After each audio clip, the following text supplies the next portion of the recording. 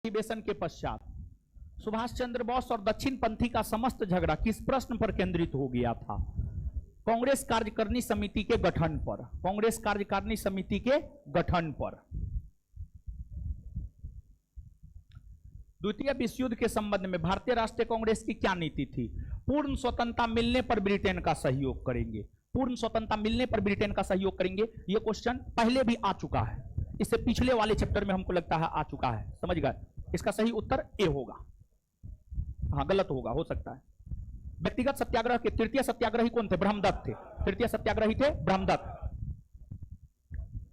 निम्नलिखित कथनों पर विचार कीजिए। माउंटबेटन योजना समकालीन राजनीतिक माहौल का तुष्टिकरण मात्र था। हाँ, अरे माउंटबेटन योजना तो इसलिए ना लाया गया कि भारत में जो दंगा हो रहा था उस दंगा को समाप्त करने के लिए, और दंगा की समाप्ति का एकमात्र सॉल्यूशन था कि भारत का विभाजन कर दिया जाए, और माउंटबेटन योजना में वही भारत का विभाजन हुआ। मतलब तुष्टिकरण करने का काम जो है माउंटबेटन योजना के थ्रू किया गया था। बात सही है।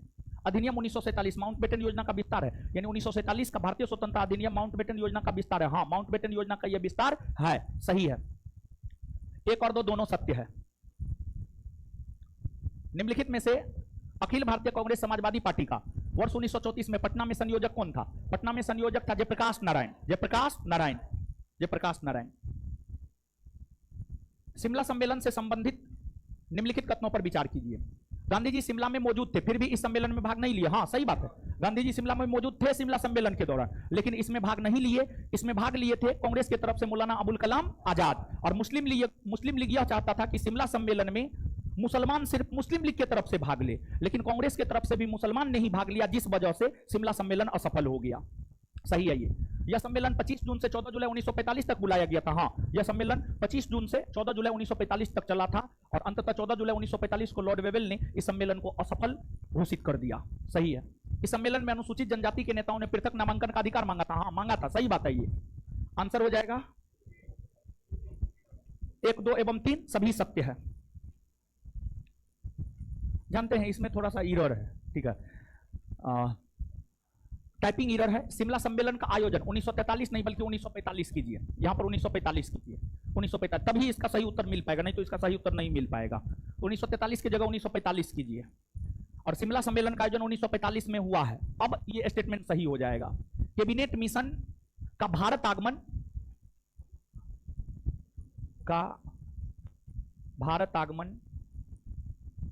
24 मार्च 1946 को हुआ। कैबिनेट मिशन का भारत आगमन 24 मार्च 1946 को हुआ। अब यह भी स्टेटमेंट सही हो जाएगा। टाइपिंग मिस्टेक है, यही दिया गया था, लेकिन टाइपिस्ट का गलती है। आंसर हो जाएगा 1 एवं 2 दोनों सत्य है। इसमें सुधार कर लीजिएगा, तब इसका उत्तर होगा 1 एवं 2 दोनों सत्य है। इसका आंसर देखिए क्या दिया है, सी दिया है ना। हाँ, आंसर के अकॉर्डिंग ही हम आपको सुधार करवाए हैं, ठीक है। आंसर के अकॉर्डिंग आंसर सी होगा। नेक्स्ट, कौन सुमेलित नहीं है? रिपीटेड क्वेश्चन है, आप याद कीजिए, क्रांतिकारी आंदोलन में बताए होंगे। इसका सही उत्तर होगा काकोरी षड्यंत्र। काकोरी षड्यंत्र 1924 नहीं बल्कि 1925, यही सुमेलित नहीं है। Answer D. भारत छोड़ो आंदोलन से संबंधित कथन पर विचार कीजिए। पहला, भारत छोड़ो आंदोलन को अगस्त क्रांति भी कहा जाता है। हाँ, भारत छोड़ो आंदोलन अगस्त 1942 में प्रारंभ हुआ है, जिस वजह से इसे अगस्त क्रांति भी कहा जाता है। सही है ये। 15 अगस्त 1947 को भारत छोड़ो आंदोलन प्रारंभ किया गया था। नहीं, भारत छोड़ो आंदोलन 9 अगस्त 1942 को प्रारंभ हुआ है। एक कथन सत्य है, 2 असत्य है। Answer A. व्यक्तिगत सत्याग्रह से संबंधित कथनों पर विचार कीजिए। 17 अक्टूबर 1940 ईस्वी को पवनार आश्रम से व्यक्तिगत सत्याग्रह आंदोलन प्रारंभ हुआ। हाँ, महात्मा गांधी ने प्रारंभ किया था, इस बात को स्पष्ट करने के लिए कि भारत द्वितीय विश्व युद्ध में ब्रिटेन के साथ खड़ा नहीं है। व्यक्तिगत सत्याग्रह के तीसरे सत्याग्रही ब्रह्मदत्त जी थे। हाँ, सही है। 1 एवं 2 दोनों सत्य है। आंसर ए हो जाएगा। प्रथम विनोबा भावे, द्वितीय जवाहरलाल नेहरू, तृतीय ब्रह्मदत्त। गांधी इरविन समझौता के संबंध में कथनों पर विचार कीजिए। कांग्रेस ने सभी कार्यकर्ताओं की जब्त संपत्ति वापस कर दी जाएगी। सभी ने अवज्ञा आंदोलन स्थगित कर दिया जाएगा। शराब, अफीम तथा विदेशी वस्त्रों की दुकानों पर शांतिपूर्वक ढंग से धरना की अनुमति दिया जाए। गांधी इरविन समझौता, देखिए 1 नंबर तो सत्य है, 1 नंबर सत्य है। गांधी इरविन समझौता में यह बात कहा गया था कि कांग्रेस के सभी कार्यकर्ताओं की जो संपत्ति अंग्रेजों द्वारा जब्त कर ली गई है उसे वापस कर दी जाए। सही है ये। सभी ने अवज्ञा आंदोलन स्थगित कर दिया जाए। हाँ, सभी ने अवज्ञा आंदोलन स्थगित करने की भी बात की गई थी। ये भी सही है। आगे है, आपको शराब, अफीम तथा विदेशी वस्त्रों के दुकानों पर शांतिपूर्वक ढंग से धरना की अनुमति दी जाए। हाँ, दी जाए, दी जाए, सही है ये स्टेटमेंट भी, ये स्टेटमेंट भी सही है। और यह स्टेटमेंट इस आधार पर सही है क्योंकि जो महात्मा गांधी थे वो पूर्ण शराबबंदी के पक्षधर थे। गांधी जी सविनय अवज्ञा आंदोलन स्थगित करने के बाद भी यह चाहते थे कि भारत में पूर्ण शराबबंदी लागू हो, इसलिए धरना देने की अनुमति दी जाए। यह बात भी सत्य है। आंसर हो जाएगा 1, 2 और 3 सत्य, 1, 2 और 3 तीनों सत्य है। ठीक है, आंसर इसका गलत होगा। क्या है आंसर? आंसर ए होगा इसका। किसने मोहम्मद अली जिन्ना को हिंदू मुस्लिम एकता का राजदूत कहा? देखिए, जब 1916 में कांग्रेस और मुस्लिम लीग के बीच समझौता मोहम्मद अली जिन्ना ने करवाया, उसी से प्रेरित होकर श्रीमती सरोजिनी नायडू ने मोहम्मद अली जिन्ना को हिंदू मुस्लिम एकता का राजदूत कहकर पुकारी। ए। 7 दिसंबर 1942 को श्री योगेंद्र शुक्ला कहां लाए गए? देखिए, ये लाए गए थे मुजफ्फरपुर लाए गए थे, लेकिन ऑप्शन में मुजफ्फरपुर है नहीं। ऐसे तो इसका आंसर कुछ होगा ही नहीं इसमें, लेकिन ऑप्शन के अकॉर्डिंग अगर आप जाइएगा तो ऑप्शन के अकॉर्डिंग जो है मुजफ्फरपुर के नजदीक का जिला देख लीजिए, तो मुजफ्फरपुर के नजदीक का जिला है पटना, तो इसलिए उत्तर ऑप्शन के अकॉर्डिंग यहां पर अगर आप जाएंगे तो आंसर पटना हो जाएगा। लेकिन इसका एग्जैक्ट उत्तर कुछ है ही नहीं, इसका एग्जैक्ट उत्तर होगा मुजफ्फरपुर। तो हम तो ये चाहेंगे कि एक ऑप्शन को मुजफ्फरपुर बना लीजिए, ज्यादा बेटर होगा। ठीक है, क्योंकि मुजफ्फरपुर ही लाए गए थे, मुजफ्फरपुर। तो मुंगेर को ऑप्शन आंसर क्या दिया है? सी दिया है। सी दिया है तो ऐसा कीजिए कि पटना को काट करके मुजफ्फरपुर कर लीजिए। मुजफ्फरपुर लाए गए थे, मुजफ्फरपुर पटना को काट के मुजफ्फरपुर कर लीजिए। ऐसे यही ऑप्शन रहता तो फिर पटना आप टिक करते, लेकिन आप जान रहे हैं कि मुजफ्फरपुर लाए गए थे तो मुजफ्फरपुर टिक कर लीजिए। इनमें से किसने रानी लक्ष्मीबाई रेजिमेंट की स्थापना की थी? सुभाष चंद्र बोस ने किया था। सुभाष चंद्र बोस जब आजाद हिंद फौज के सर्वे सर्वा बने तो उन्होंने सैनिकों को कई भागों में बांटा, Subhash brigade, Nehru brigade, Gandhi brigade, Rani Lakshmibai brigade. तो रानी लक्ष्मीबाई रेजिमेंट की स्थापना सुभाष चंद्र बोस ने किया था, सुभाष चंद्र बोस ने। भारतीय राष्ट्रीय कांग्रेस के 1946 में मेरठ में आयोजित अधिवेशन की अध्यक्षता किसने की थी? जेबी कृपलानी ने किया था, जेबी कृपलानी ने। सुभाष चंद्र बोस का जन्म कब हुआ था? 23 जनवरी 1897 को। सुभाष चंद्र बोस का जन्म कहां हुआ था? कटक में, ओडिशा के कटक में हुआ था। इंडियन सिविल सर्विस परीक्षा में सुभाष चंद्र बोस को योग्यता क्रम में कौन सा स्थान मिला था? 4, चतुर्थ। सुभाष चंद्र बोस के संदर्भ में निम्न कथनों पर विचार कीजिए। चित्तरंजन दास सुभाष चंद्र बोस के राजनीतिक गुरु थे। हाँ, चित्तरंजन दास सुभाष चंद्र बोस के राजनीतिक गुरु थे, बात सत्य है। वर्ष 1940 में उन्होंने रामगढ़ में एक समझौता विरोधी सम्मेलन का आयोजन किया। हाँ, किया था, कांग्रेस के विरोध में जाकर किया था। सुभाष चंद्र बोस ने जर्मनी के फ्री इंडिया सेंटर में जय हिंद का प्रख्यात नारा दिया था। हाँ, यह भी सही है। आंसर हो जाएगा डी, 1, 2 और 3। अब हमें खुलेआम बगावत कर देश को विदेशी शासन से मुक्त करना है।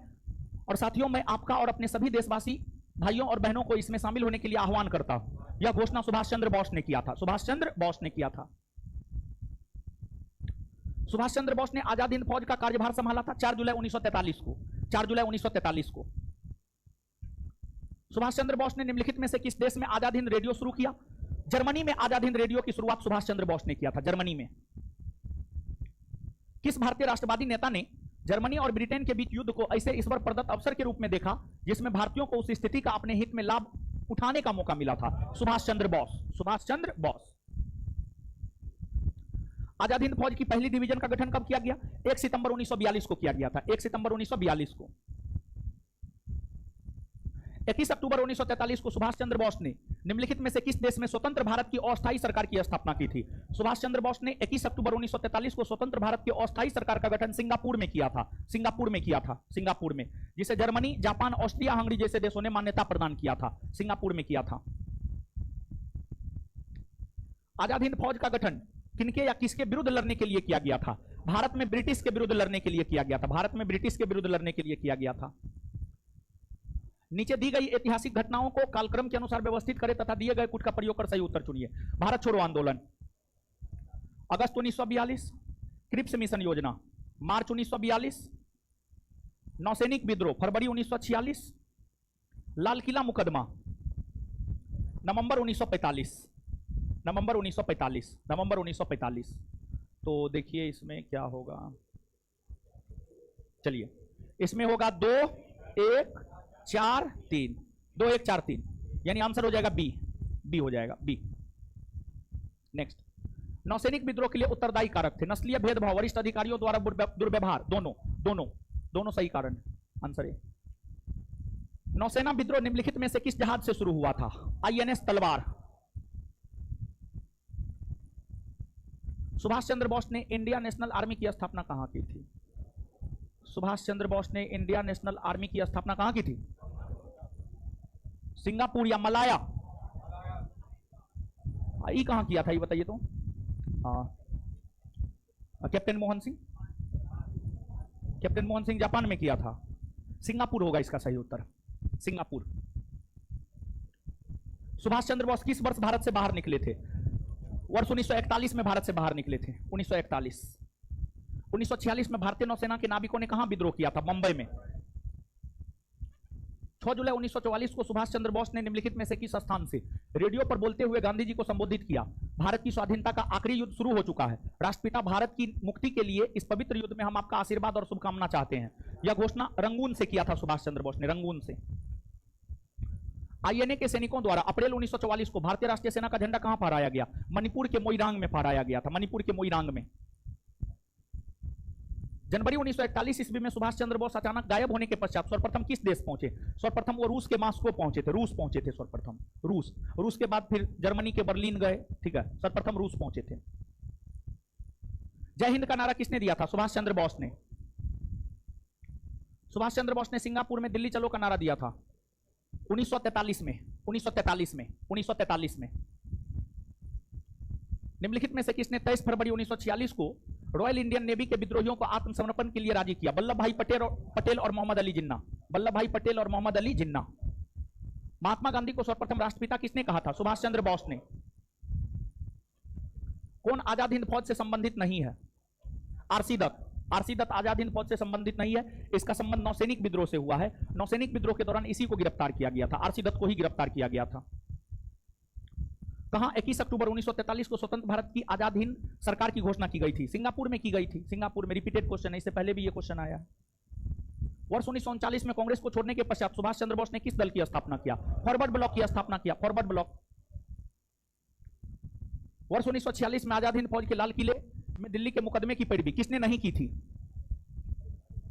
देखिए, भूला भाई देसाई तो किए थे, पंडित जवाहरलाल नेहरू किए थे, सरदार वल्लभ भाई पटेल नहीं किए थे।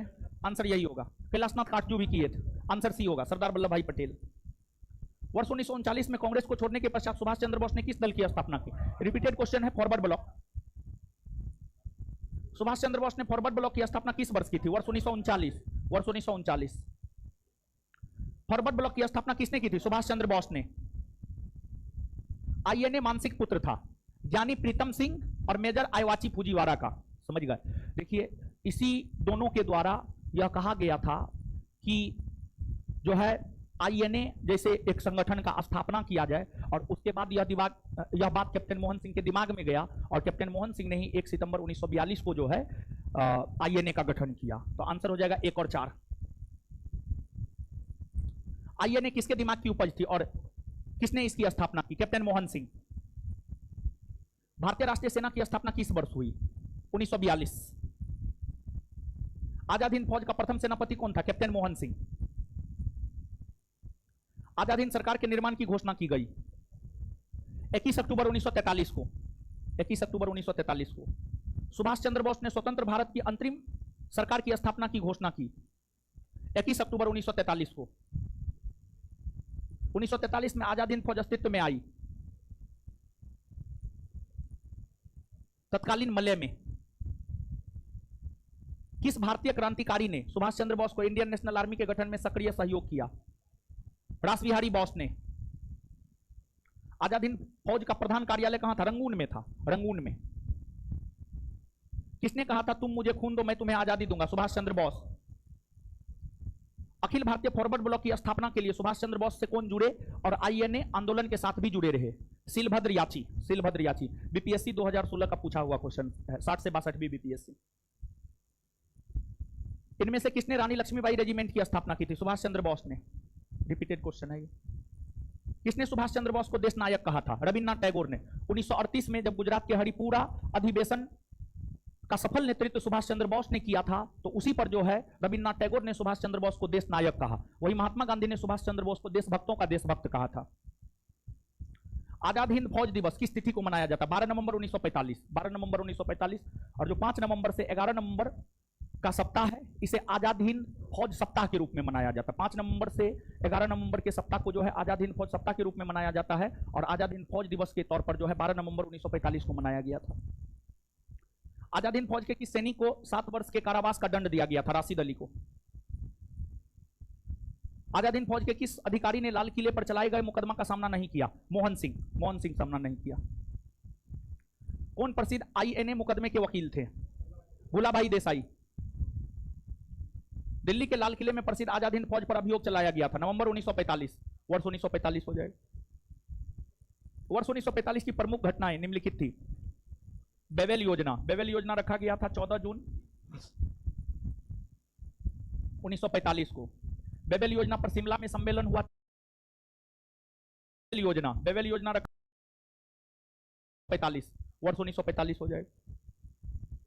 वर्ष 1945 की प्रमुख घटनाएं निम्नलिखित थी। बेवेल योजना। बेवेल योजना रखा गया था 14 जून 1945 को। बेवेल योजना पर शिमला में सम्मेलन हुआ 14 जून 1945 से 14 जून 1945 से 25 जुलाई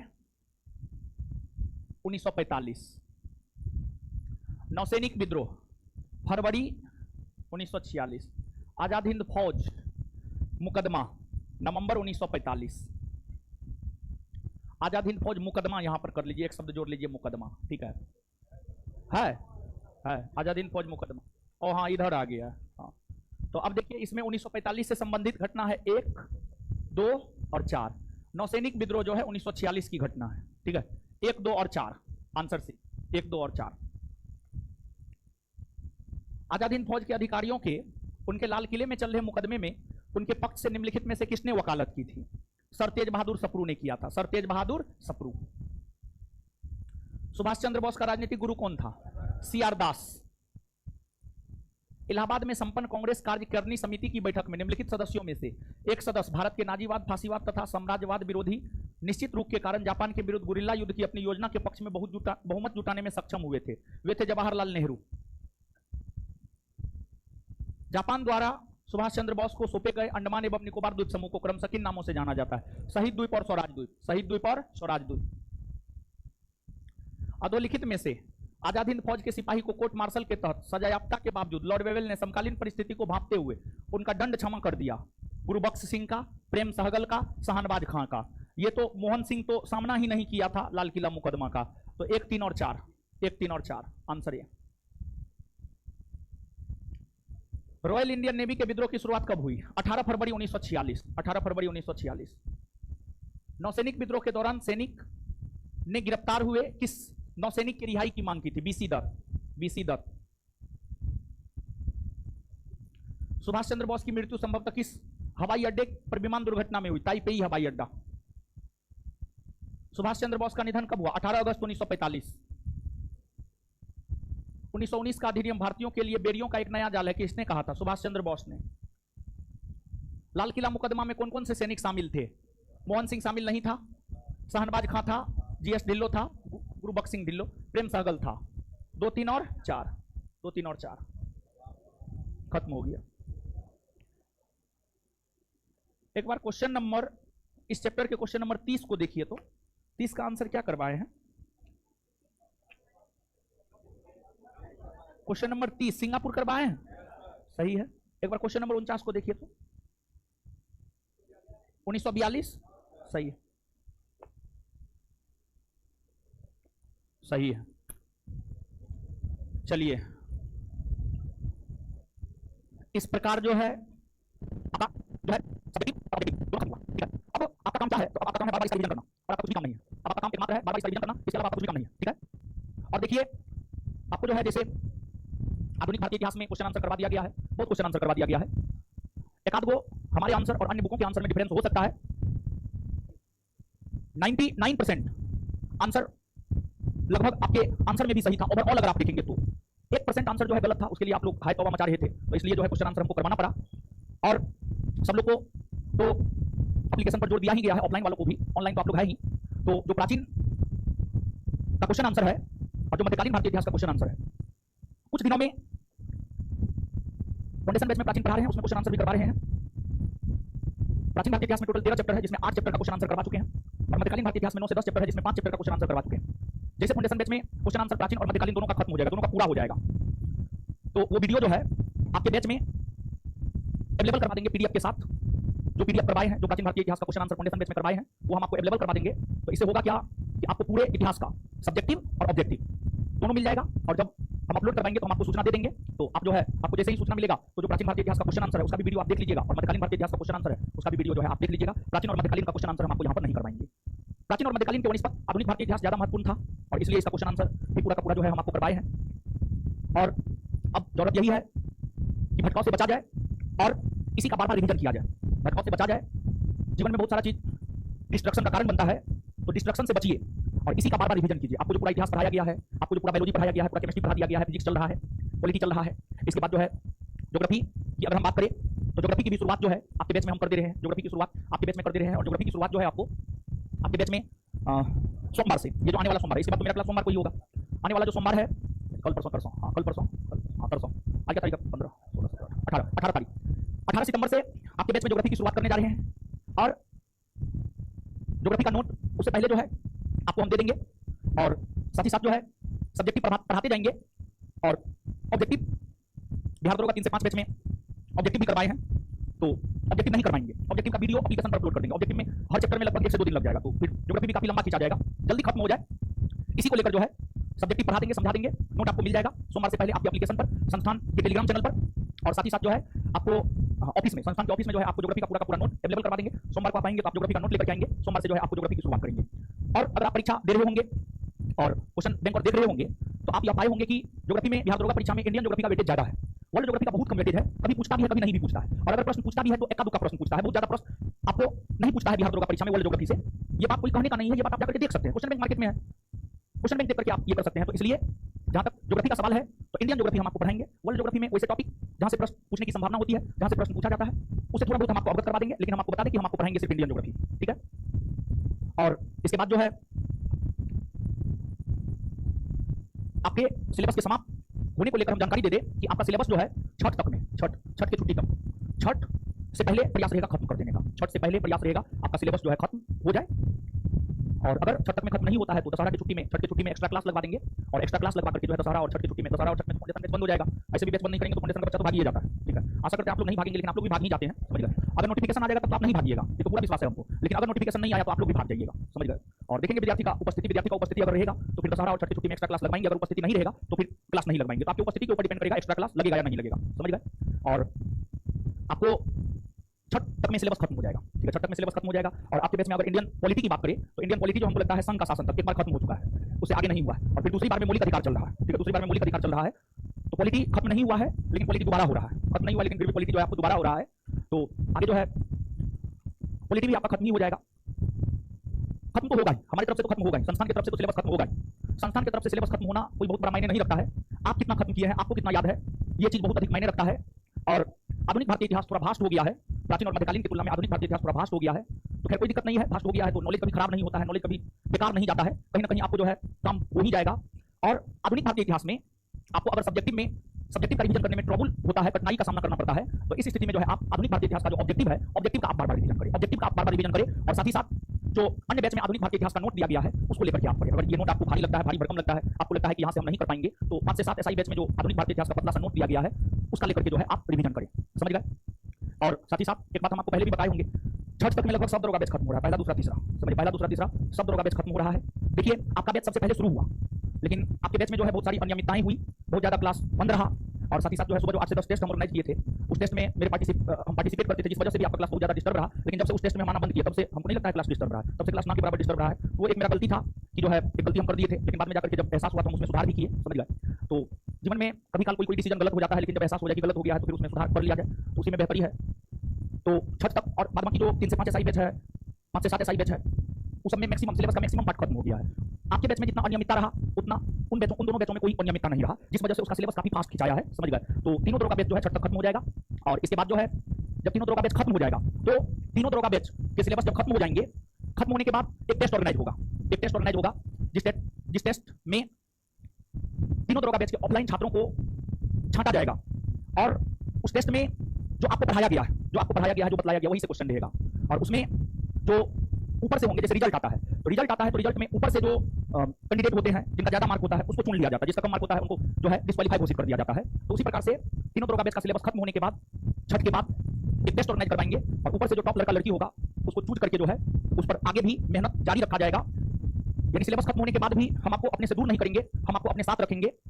देखिए लास्ट टाइम में किसी भी चीज के लास्ट टाइम का बहुत अधिक महत्व होता है, बहुत अधिक महत्व होता है कि हम क्या कहना चाह रहे हैं। हम ये कहना चाह रहे हैं कि मान लिया जाए कि छठ तक सिलेबस खत्म हो जाता है, छठ अक्टूबर नवंबर कब है, नवंबर में मान लिया जाए कि छठ तक सिलेबस खत्म हो जाता है, छठ तक सिलेबस खत्म हो जाता है और आपका नोटिफिकेशन नहीं आता है, आपका वैकेंसी नहीं आता है। तो सिलेबस खत्म करने के बाद अगर हम आपको छोड़ देंगे तो आपके ऊपर जो साल डेढ़ साल हम मेहनत किए हैं वो मेरा मेहनत बेकार हो जाएगा, समझिए वो मेहनत मेरा बेकार हो जाएगा।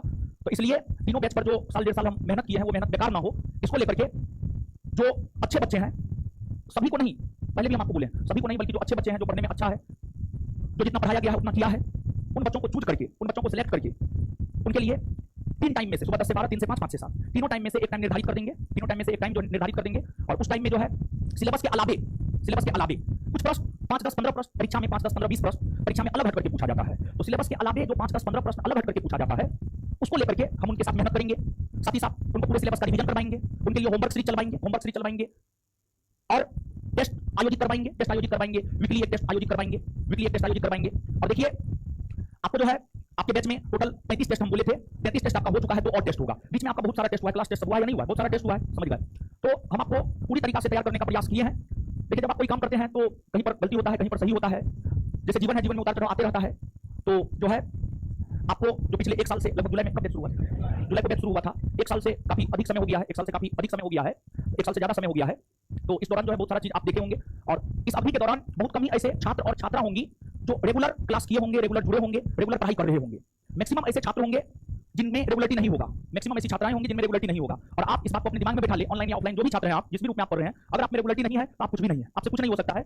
आप कितना बेहतर हैं, अगर आप में रेगुलरिटी नहीं है तो आप परीक्षा क्रैक नहीं कर सकते। आप एक अच्छे विद्यार्थी हो सकते हैं, आप टेस्ट में टॉप कर सकते हैं, लेकिन अगर आप में रेगुलरिटी नहीं है, अगर आप में स्थिरता नहीं है, अगर आप में भटकाव है तो आप फाइनल रिजल्ट नहीं ले सकते हैं। तो इसलिए जीवन में स्थिरता लाइए और रेगुलरिटी अपने भीतर बरकरार कीजिए और मेहनत कीजिएगा, सेल्फ कॉन्फिडेंस आएगा और सेल्फ कॉन्फिडेंस आएगा तो रिजल्ट खुद ब खुद हो जाएगा, समझ गए। तो ये बात है। और बताइए और कोई दिक्कत नहीं है तो अब जो है आप अपना रिवीजन करते रहिएगा। और इतिहास तो बहुत व्यापक है, इतिहास बहुत व्यापक है, बहुत व्यापक है इतिहास कभी खत्म नहीं हो सकता है, इस बात को आप दिमाग में बैठा ले। और आपके दिमाग में ये चीज होगा कि इतिहास खत्म होने में 1 साल से ज्यादा समय लग गया, लेकिन आप ये भी देखें कि पर डे क्लास नहीं होता था। आपको ये भी देखना होगा, पर डे क्लास नहीं होता था, एक दिन क्लास होता था। तो ये बात आप ना कहें कि आपके बैच के कुछ छात्र ऐसा बोलते हैं कि 1 साल इतिहास ही खत्म होने में लगा है, तो 1 साल इतिहास खत्म होने में नहीं लगा है। 6 महीना कहेंगे तो ये जायज है, क्योंकि सप्ताह में तो 3 ही दिन क्लास होता था, समझिए, सप्ताह में 3 दिन क्लास होता था। तो ये बात जो है अपना बोले कि 1 साल लगा है, 6 माह बोले क्योंकि सप्ताह में तो 3 ही दिन क्लास हुआ है, समझ गए। तो ये चीज है। तो आगे जो है हम लोग ज्योग्राफी की शुरुआत करेंगे और आगे ज्योग्राफी क्लास के बाद सोमवार को आपका मध्यकालीन भारतीय इतिहास का टेस्ट, आपको मालूम है ना, ज्योग्राफी क्लास के बाद सोमवार को आपके मध्यकालीन भारतीय इतिहास का टेस्ट आप रिवीजन करेंगे। फिर उसके अगले सप्ताह आधुनिक भारतीय इतिहास का आपका टेस्ट होगा, आधुनिक भारतीय इतिहास का आपका टेस्ट होगा, ताकि आप रिवीजन भी करें। आप रिवीजन कर रहे हैं या नहीं कर रहे हैं, मध्यकालीन कर रहे हैं ना, मध्यकालीन का टेस्ट होगा सोमवार को और इसके बाद जो है उसके अगले सोमवार को आधुनिक का टेस्ट ले लेंगे या फिर 15 दिन का टाइम दे देंगे। आधुनिक थोड़ा बड़ा सेगमेंट है तो ठीक है, 15 दिन का समय दे देंगे, 15 दिन का समय दे देंगे, ठीक है, 15 दिन का समय दे देंगे। बैठिए ना, जाइएगा ना, जाइए, जाना चाहिए, आए हैं तो जाइएगा, तो जरूरी ना। तो आगे जो है हम लोग मिलेंगे सोमवार को ज्योग्राफी के साथ, सोमवार को ज्योग्राफी के साथ मिलेंगे। और कल आपका 12:30 बजे से फुल लेंथ टेस्ट में 34वां टेस्ट है, फुल लेंथ टेस्ट में 34वां नंबर टेस्ट है। और जो प्राचीन भारतीय इतिहास का टेस्ट हुआ है उसका ओएमआर शीट चेक नहीं हुआ है, कल हम रहेंगे और प्राचीन भारतीय इतिहास का भी ओएमआर शीट चेक करवा देंगे। और कल के टेस्ट का ओएमआर चेक होगा, ओएमआर चेक होने के बाद जो है 1 2 3 को चूज कर लेंगे और उसके बाद प्राचीन भारतीय इतिहास का जो है ओएमआर ऑफिस से चेक करवा करके उसमें 1 to 5 बोले थे, 1 to 5 गर्ल्स और 1 to 5 बॉयज बोले थे, ये बोले थे। हाँ, तो दोनों का ओएमआर जो है कल चेक हो जाएगा, कल प्राचीन का जो है आपको रिजल्ट मिल जाएगा, किसको कितना मार्क आया, किसको कितना मार्क नहीं आया, समझ गए। तो कल आपका क्लास भी है फिजिक्स ना, कल आपका फिजिक्स का क्लास है। और बीता हुआ कल में फिजिक्स का क्लास नहीं हुआ था तो सर बोले हैं कि रविवार को जो है उसका एक्स्ट्रा क्लास लगा देंगे, रविवार को एक्स्ट्रा क्लास जो है उसका लग जाएगा, जो बीता हुआ कल में आपका फिजिक्स का क्लास नहीं हुआ था, ठीक है। तो ठीक है, बाद बाकी आप अपना रिवीजन करते रहिए और प्राचीन का ऑब्जेक्टिव और मध्यकालीन का ऑब्जेक्टिव भी जब फाउंडेशन बैच में दोनों खत्म हो जाएगा तो फिर हम अपलोड करवा देंगे, वो भी आप अपना देख लीजिएगा। चलिए इससे आगे मिलते हैं अगली क्लास में, धन्यवाद। हमको निकलने दीजिए, तब निकलिएगा।